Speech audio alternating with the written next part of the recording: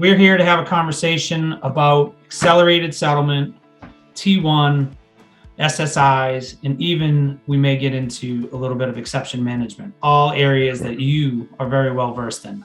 So Bob, I've had a lot of conversations with clients recently. Every single time we talk about T1, a couple of different themes come up.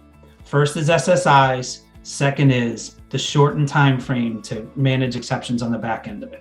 Really want to talk to you about the SSI component because I know you've spent a lot of time recently as your role, with your role leading Alert on modernizing, working with the community, and really creating a seamless process for SSIs. Yeah. Okay, thanks, Dave. You're welcome. Happy to share my thoughts. So, coming from a global custodian, I've got a pretty deep understanding and perspective of how to settle a trade, the important attributes that are required to settle a trade, such as SSIs, right? And it's so simple where you think it's easy, but it's really not. There's a lot of clients out there that don't have that industry utility to maintain their SSIs. And that's what we need to get at. We need to collectively as an industry form this golden source SSI utility community so we can all benefit from it. That should be our ultimate goal. Now, what we've been doing is engaging the community, our broker-dealer friends, our global custodian friends, to better understand what their pain points are in their mismatched trades. Is it strictly SSI driven? We're hearing it is. And then how do we work together to get at those manual clients and onboard them onto Alert or a better module, if you will, to create that golden copy of an SSI? Yeah, Bob, that makes a ton of sense. And you brought up, the community in the entire industry. But if I were to break it down into buy side, sell side, and custodian, let's start with the buy side. Coming into T1, how does a buy side get better at their SSIs leading to T1 in order to build the foundation going forward? Yeah. Great question. So right out of the gate, again, it goes back to the SSIs. Clean up your reference data. That's what I've heard a lot of the buy side folks doing as a first step. Once you clean that up and it's within your system, you're better able to enrich your trades as you send them out, or you're partnering with a utility that already has that golden source and they're sending out the instructions on behalf of you. But the first step everyone should be taking is take a look at your reference data and make sure it's as clean as humanly possible. Right. No, that's perfect, Bob. So clean data is better than no data, right? So now if we flip to the brokers, and you brought it up, the manual component of the brokers, What do we have to do with the brokers to get the manual community on board? Yeah, so the brokers are in a tough spot because they have that IM community out there, and for some, the majority are on a utility like Alert, but for that percentage, whether it's 5, 10, 15%, they aren't. And because of that, it's a highly manual process for the broker dealers. They're taking in SSIs from the IMs, they're manually updating them. It's not a good process. So we need to work with them to make it easier for these manual SSI IMs to onboard to an Alert type utility. We've got some ideas, some thoughts, some perspectives that we in product are working with. We plan to collaborate very closely with the broker dealers, a few of the larger ones out there in the industry, to see if we can work with them to make the introductions to their client, or perhaps build a better mousetrap to get them into the Alert product.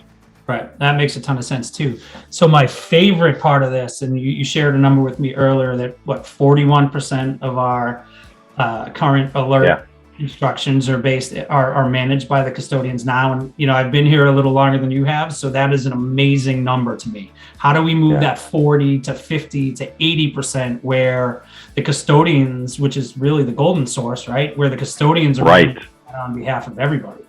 Yeah.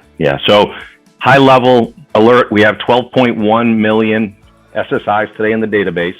Of that, 41% are coming in through a custodian, through GCT, Global Custodian Direct, machine to machine, speaking with one another to feed the SSI data. It's clean, it's concise, it's accurate. That's nirvana. That's what we want to get to. And we've done a great job. We've got 10 global custodians now feeding data in. We've got 2 or 3 others this year that plan to onboard to GC Direct. The other good story that I want to tell is the fact that I now have the majority of the GCs sending in securities and cash. There's been a couple larger GCs that have had some challenges with getting cash in. We've got a commitment from one to start feeding that cash SSI into GCD, which is great because that addresses the other issue out there that I know the brokers deal with when it comes to cash SSIs is fraud, right? So if they're getting a manual email currently from their client, the smaller IM on cash instructions, it's going over the internet. They have to do callbacks to authenticate. It takes time, it's manual. It's still not 100% accurate. However, if that IM's GC is on GC Direct and they're feeding those cash instructions into alert, it's clear, it's concise, it's controlled. That's where we want to get to. Yeah, that makes a lot of sense too, Bob. And a couple of points you hit on there is machine to machine, taking out all the validation steps from those callbacks. And if we think of a shortened settlement cycle, we're taking an entire day out of the cycle. These are steps that actually buy time for buy side, sell side, and the custodians. All right, I think that's fantastic on the SSI. Let's flip over to exception management, which I know is another of your favorite topics. So if I'm looking at it from the GC lens, or even anybody's lens for that perspective, my time frame under accelerated settlement or T1 I've just lost a day. Yeah. So what are some of the things that you could sort of advise to how to sort of mitigate some of the exceptions that you're seeing? Obviously, alert being one of them, but like, what are some of the mitigating steps that you would take as far as leading into T1 to maybe help with that efficiency and in the lack of time for that reconciliation at the end of the day? Yeah, and in my view, it's all about ensuring you tie the transactions together. So when you think about the full life cycle of a transaction, it could start in CTM, where we have that match agreed trade. We have that. It's then enriched with the alert standing settlement instructions. Hopefully our clients are leveraging the ACAS product, which essentially matches on PSET, which is a huge benefit, especially with not just T+1, Dave, but CSDR that we're now dealing with, right? So you have that, you get your golden copy match trade, you're enriching with the SSIs, you've got a good PSET, and then maybe you're using our settlements management product to send out that instruction to the global custodian, all in a very seamless, timeless manner, right out to the GC and onto the marketplace. If there is an exception, because sometimes there are, even though we have that wonderful process in place, maybe something went wrong. That's when you have the product, we have DXM as that backstop. If there is an exception, the GC is playing that back into DXM, and let's say you're an IM that has 5 different GCs. All of those will play the data into that one dashboard, and you can manage your risk all on one dashboard profile. With that shortened time cycle to settle a trade, you want to be able to act quickly. The dashboard has different ways to slice and dice it based upon size of the trade, potential penalty if it's CSDR. So a lot of different ways to utilize it. But it does start with that beginning, CTM, alert, ACAS, get your instructions out as quickly as possible. And maybe you don't have to use DXM. That would be nice. Yeah, although no exception. It would be for my product, but it'd be nice for the industry, wouldn't it? It'd be fantastic. No exceptions would be wonderful, or better yet, all the exceptions that left would be really truly inventory issues, which correct. You got your instructions right, you got your matching right. We're always going to be left with inventory issues, but if that's the case, then it's much easier to mitigate those than it is a whole host of things that are related to the reference data. Get rid of the noise. Get rid of the noise. Correct. That makes a ton of sense. What are your biggest concerns leading into T1, Bob, if you think about these, both topics we've covered?